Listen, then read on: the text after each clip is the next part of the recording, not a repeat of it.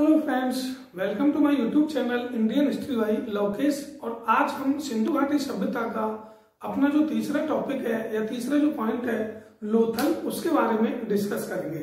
तो चलिए शुरुआत करते हैं लोथल के बारे में। यानी कि सिंधु घाटी सभ्यता में जितने भी स्थल खोजे गए हैं अब तक 1400 से 1500 के बीच, उनमें एकमात्र ही ऐसा स्थान था जो बंदरगाह था। ये हमको ध्यान रखना है।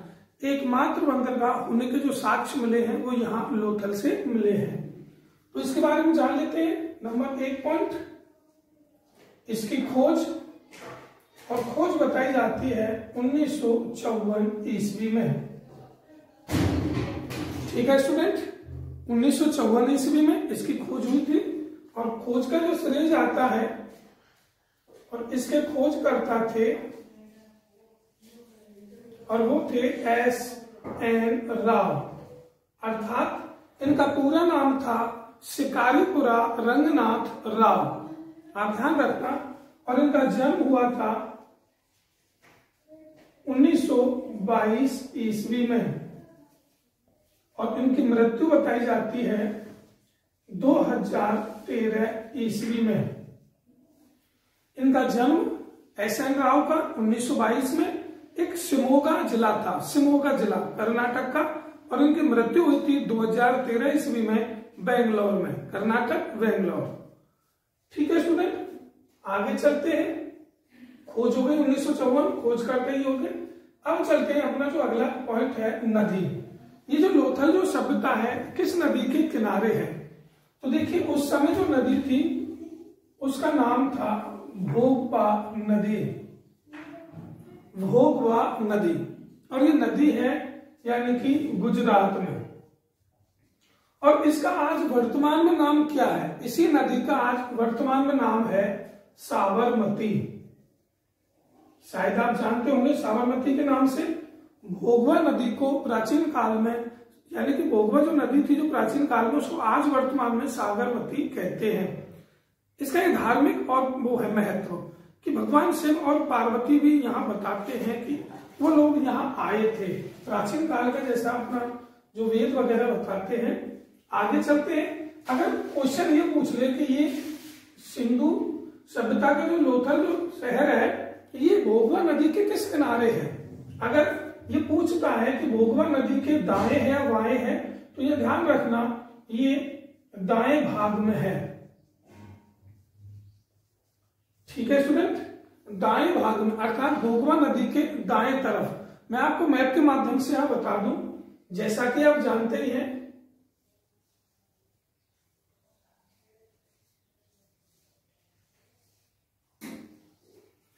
देखिए यहां है ये, और ये स्थान है अपना लोथल।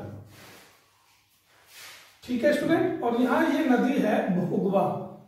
ये एक खाड़ी है जिसका नाम है खंबात की खाड़ी, और एक खाड़ी यहां है जिसका नाम है कच्छ की खाड़ी। यहां दो प्रमुख स्थल हैं सिंधु घाटी सभ्यता के, जिनमें एक है अपना धौलावीरा और एक है अपना सुरकोटड़ा। ये ध्यान रखना है। लोथल इसी जगह पे है। अगर जिला पूछता है यानी गुजरात में किस जिले में है, तो हम यहाँ ध्यान रखेंगे अहमदाबाद।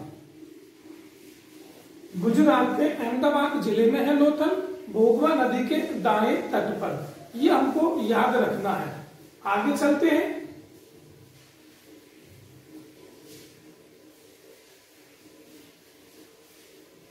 अब देखिए इसके उपनाम के बारे में। इसके उपनाम जो हैं उनमें एक नाम ऐसा है कि शायद अगर कंपटीशन में पूछेगा तो 99% संभावना रहेगी कि हम उसको गलत करेंगे। कैसे? इसको कहते हैं मृतकों का नगर। अब आपने एक नाम और पढ़ा होगा, मृतकों का टीला। अब मृतकों का टीला किसे कहते हैं? हम कहते हैं वो जो हमारी अभी हमने सभ्यता पढ़ी थी पिछले वीडियो में, और वो है मोहनजोदड़ो। यहां हमको ध्यान रखना है मृतकों का टीला, और इसको कहते हैं मृतकों का नगर। इसके और भी उपनाम हैं, जिनमें से एक है डाकयार्ड। डाकयार्ड के नाम से कौन सी सभ्यता मशहूर है? और वो है लोथल।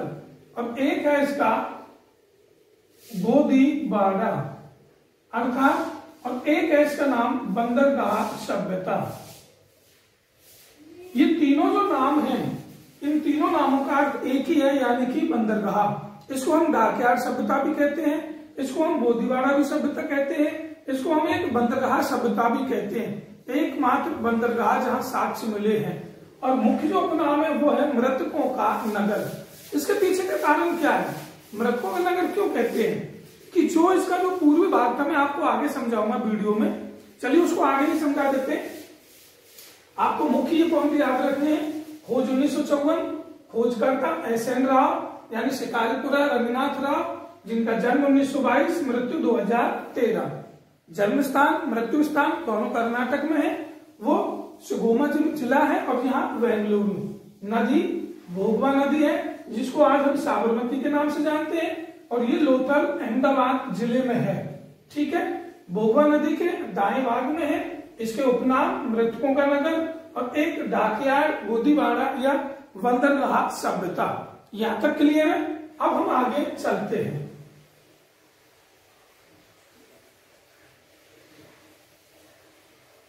आगे चल के अब हम देखते हैं नगर के बारे में, यानी नगर कैसे बने हुए थे, क्या 2 भागों में या 3 भागों में या 1 भाग में। तो चलिए देखते हैं।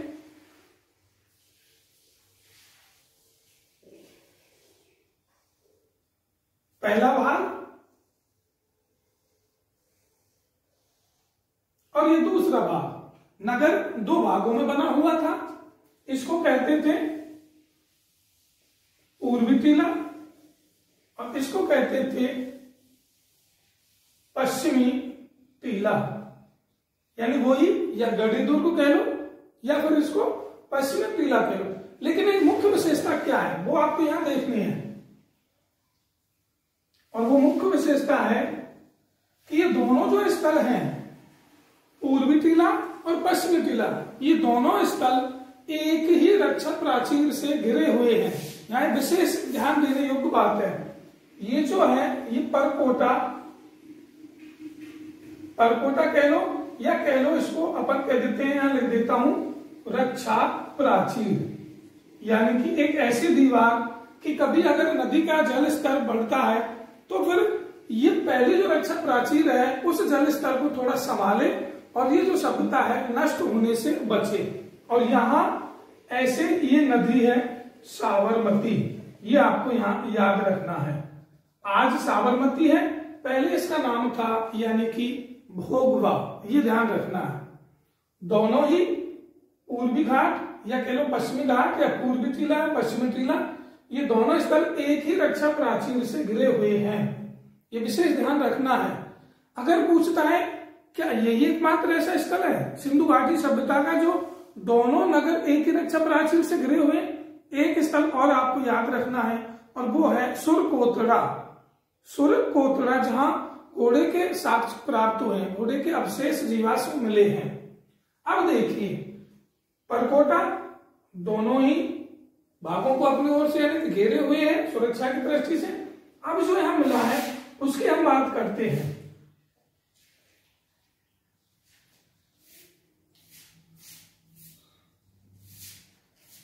ऐसे 15 अग्निकुंड मिले हैं,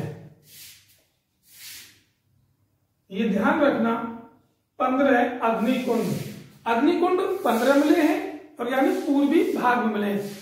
अग्निकुंड का कारण क्या है? क्या संभव हो सकता है कि अग्निकुंड या मिले? हो सकता है कि ये लोग अपने इष्ट या देवता भगवान को शायद उस समय अपनी रक्षा के लिए या नदी के जो बढ़ते हुए जलस्तर को यानी रोकने के लिए शायद इनके मन में कुछ बातें रहती होंगी कि क्यों ना हवन या यज्ञ ऐसा किया जाए जिससे कि हमारा देवता हमसे प्रसन्न रहे और हमारे ऊपर आने वाले जो संकट है शायद वो टल जाए। तो संभव है ऐसी बातें रही होंगी। और एक जो आपको यहां विशेष ध्यान रखना है, चावल या कह लो धान और एक है बाजरा, अर्थात चावल के साक्ष्य मिले हैं और बाजरा भी यानी इसके साक्ष्य भी यहाँ मिले हुए हैं। ये हमको विशेष ध्यान देना है। एक और जो चीज है, ये पहला हो गया, ये दूसरा, तीसरा यहां मिला है एक रंगाई कुंड।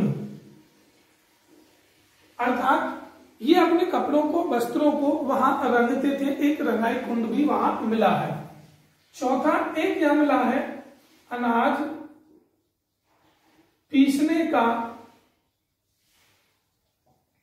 कारखाना, अर्थात एक ऐसा भवन जहां पत्थर की शिलाओं के माध्यम से अनाज को पीसा जाता था।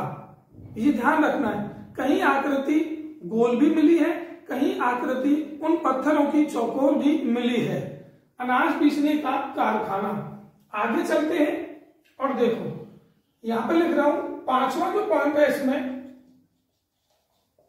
मनके बनाने का कारखाना।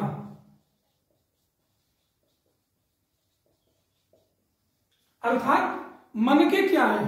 पत्थर के जो छोटे छोटे मोती होते हैं, यानी उनको एक नग के माध्यम से उनको बनाकर और या तो उनकी माला बनाए या फिर कहीं और आभूषण के तौर पे उनको कहीं पहने शरीर के किसी भी भाग में।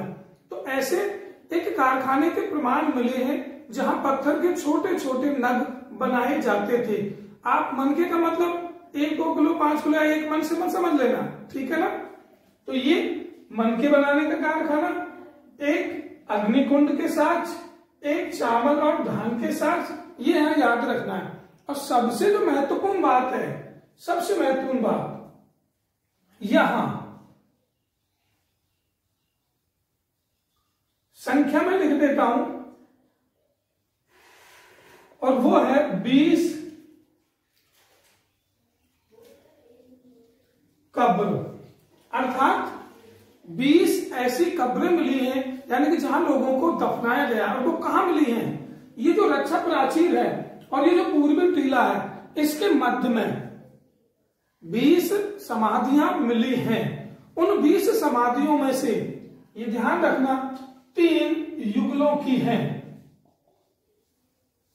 किनकी हैं? युगलों की, यानी कि पति और पत्नी एक ही कब्र में दफन है। तो संभव है कि वहां शायद सती प्रथा का भी चलन हो। ये ध्यान रखना, सती प्रथा। 3 जो युगल समाधियां हैं वो इस बात को प्रमाणित करती हैं कि शायद लोथल में सती प्रथा का भी चलन हो, जो मेरे हिसाब से, यानी कि आपके भी हिसाब से शायद ये गलत है। पर चलो, जो परंपरा जैसे चली आ रही है वो उनका मानना है, जैसे उनकी सोच है। तो हमको यह महत्वपूर्ण कौन सी बातें याद रखनी है?